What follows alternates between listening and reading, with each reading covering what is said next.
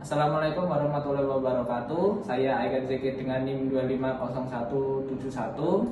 Perkenalkan, nama saya Albertus Dian Andrianto dengan NIM 25068. Perkenalkan, nama saya Dimas Saputra dengan NIM 25147. Kali ini kita akan menjelaskan gerakan dan arah anatomi. Baik, di sini saya akan menjelaskan garis khayal pada anatomi. Yang pertama itu ada sagittal. Sagittal ini membelah bagian tengah tubuh menjadi kanan dan kiri. Dengan bagian kanan yang bernama dextra, kiri adalah sinistra. Berikutnya adalah frontal. Frontal ini membagi bagian depan dan belakang.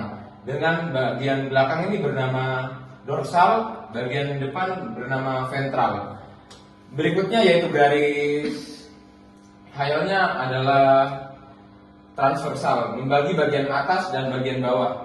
Dengan bagian atas bernama superior, bagian bawah bernama inferior. Jadi kali ini saya akan menjelaskan tentang bidang-bidang imajiner. Yang pertama yaitu anterior. Anterior artinya lebih dekat ke depan. Contohnya lambung anterior terhadap limpa. Yang kedua yaitu medial, artinya bagian tengah atau lebih dekat. Misalnya jari manis yang lebih dekat ke tengah dibandingkan jempol. Artinya jari manis terletak medial terhadap jempol. Yang ketiga yaitu superior, artinya bagian atas. Contohnya mulut superior terhadap dagu, artinya mulut lebih atas dibandingkan dengan dagu. Keempat yaitu dextra, artinya bagian kanan yaitu sini. Selanjutnya yaitu ventral, artinya bagian depan, ruas tulang belakang.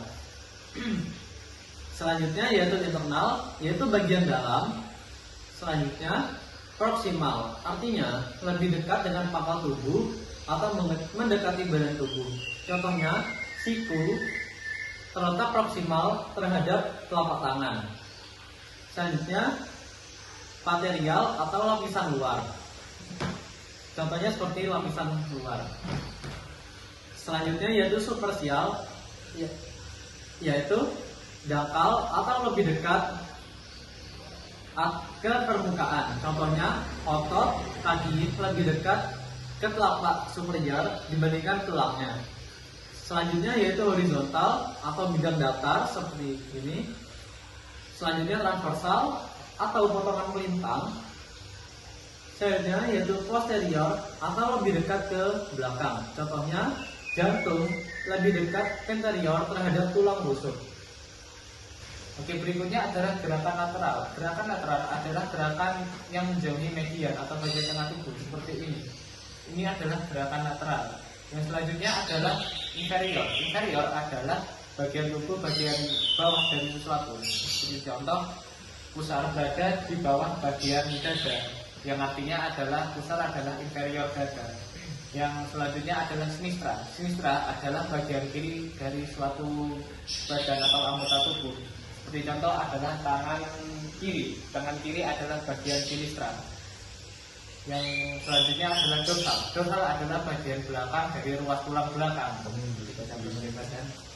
Nah, ini adalah bagian dorsal.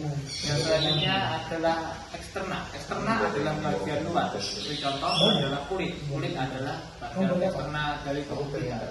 Yang selanjutnya adalah distal. Distal adalah ujung yang menjauhi bagian tubuh. Seperti contoh pergelangan tangan distal terhadap siku. Yang selanjutnya adalah perifer. Perifer adalah pinggir atau tepi. Yang selanjutnya adalah visceral. Visceral adalah bagian dalam. Seperti contoh adalah organ-organ di dalam seperti jantung, usus dan lain-lain. Yang selanjutnya adalah profunda. Profunda adalah bagian dalam atau bagian lebih dalam dari permukaan. Seperti contoh tulang hasta dan pengubil terletak lebih profunda dari otot lengan bawah.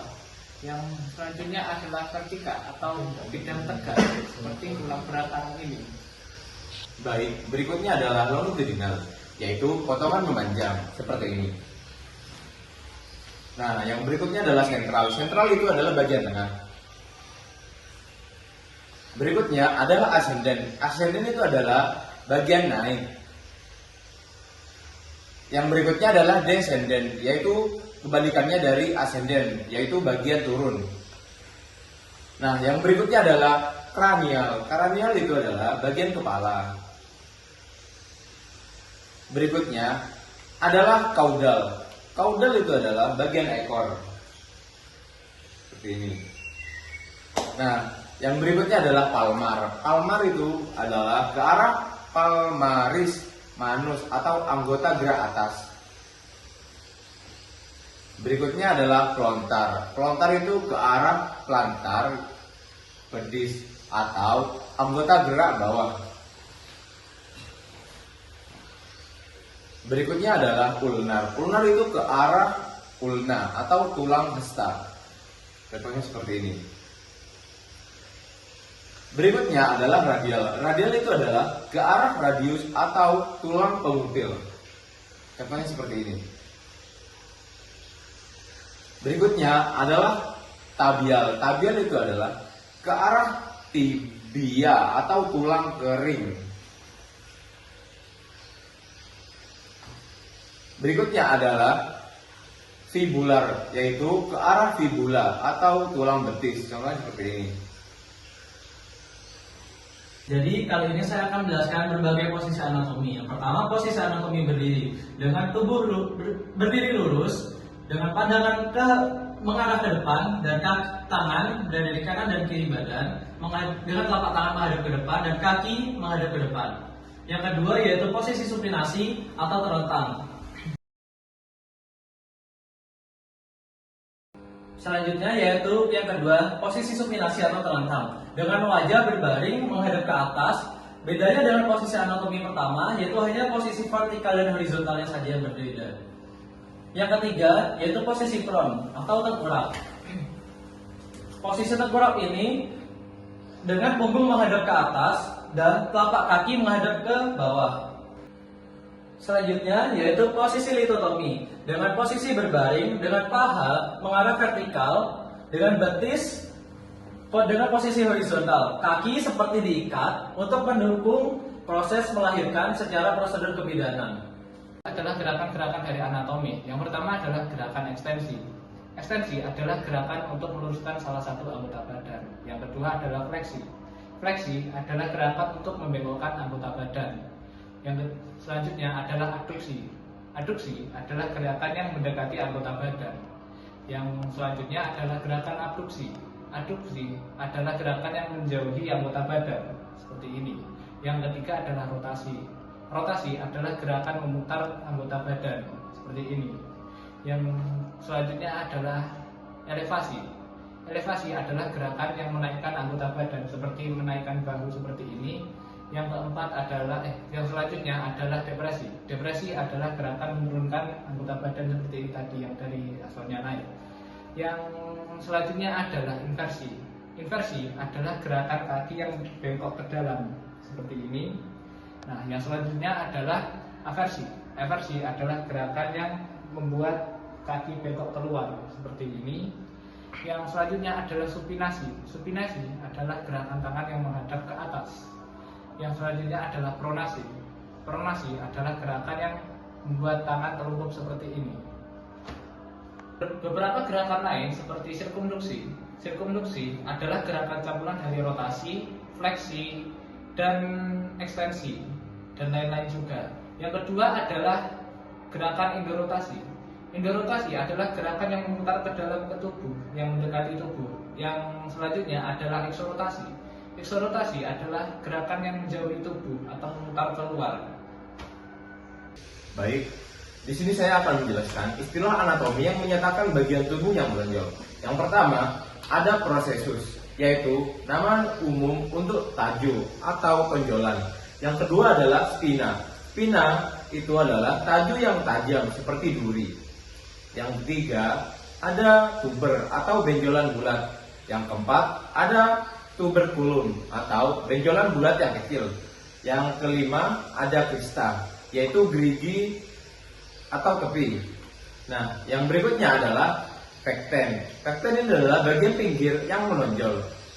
Yang berikutnya ada condylus, yaitu tonjolan bulat di ujung tulang. Yang berikutnya ada epicondylus, yaitu benjolan pada condylus. Yang berikutnya adalah kormuno, yaitu tanduk, dan yang terakhir adalah linea atau garis. Selanjutnya adalah istilah anatomi yang menyatakan bagian tubuh yang lengkung. Yang pertama adalah fossa atau nama umum.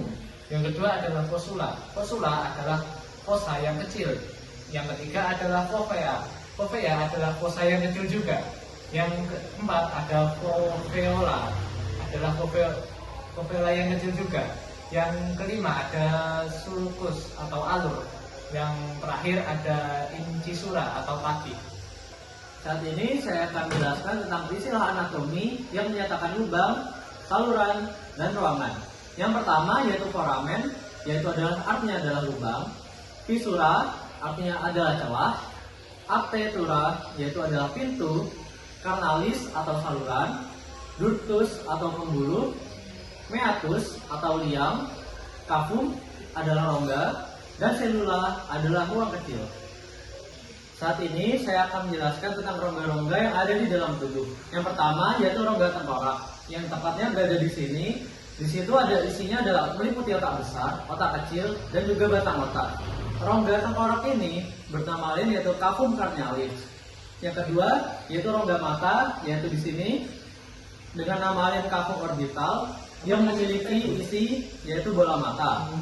Selanjutnya rongga hidung atau cavum nasi, isinya yaitu tempat lewatnya udara untuk bernapas. Selanjutnya yaitu rongga mulut ada di sini, yaitu cavum oris, isinya adalah lidah dan gigi. Selanjutnya adalah rongga telinga, yaitu cavum timpani yang berisi tulang-tulang pendengaran, yaitu macus, incus, dan stapes. Oke, yang berikutnya ada rongga dada atau cavum thoracis yang lokasinya ada di sini. Yang isinya meliputi paru-paru atau pulmo, jantung, pembuluh darah, dan lain-lain. Yang selanjutnya ada rongga perut yang ada di bawah sini, yang berisi lambung, usus, dan alat pencernaan lainnya. Yang selanjutnya ada rongga panggul yang ada di sini. Nah, itu berisi kandung kemih. Pada laki-laki yang biasa disebut rektum, dan perempuan terdapat rahim atau uterus. Sekian dari kami, kurang lebihnya mohon maaf. Wassalamualaikum warahmatullahi wabarakatuh. Waalaikumsalam.